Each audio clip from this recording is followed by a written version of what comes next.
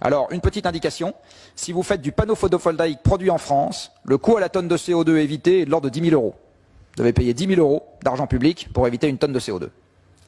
Si vous faites des panneaux produits en Chine, il est négatif. Dit autrement, vous subventionnez la hausse des émissions de CO2 parce que le temps de retour sur carbone d'un panneau fabriqué en Chine avec de l'électricité au charbon chinoise est de l'ordre de 30 ans, ce qui est supérieur à la durée de vie du panneau.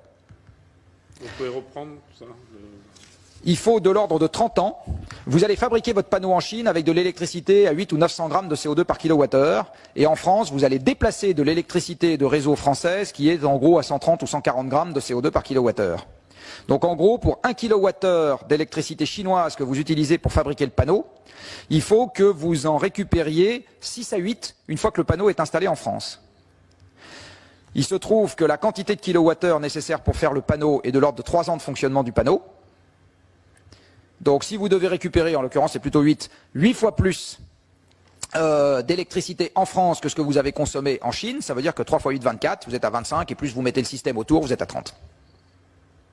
Donc il faut 30 ans de fonctionnement d'un panneau fabriqué en Chine pour équilibrer son carbone de fabrication en évitant de l'électricité française. Donc quand on a subventionné l'installation du photovoltaïque en France, je reviens à mes critères essentiels, on a subventionné un déséquilibre commercial, pas d'emploi en France et une hausse des émissions de CO2, donc on a tout faux.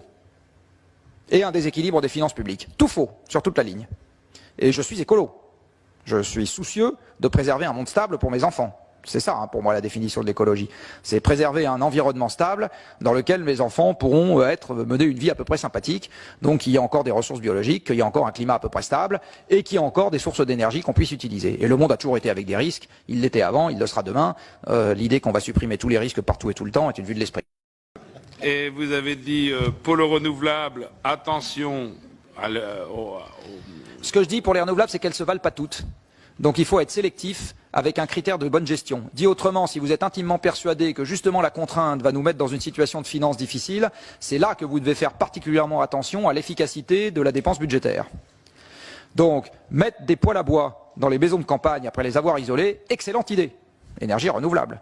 Mettre des chauffe-eau solaires pour faire de l'eau chaude, excellente idée. Énergie renouvelable. Mettre des panneaux photovoltaïques partout dans le pays, c'est une idée complètement idiote.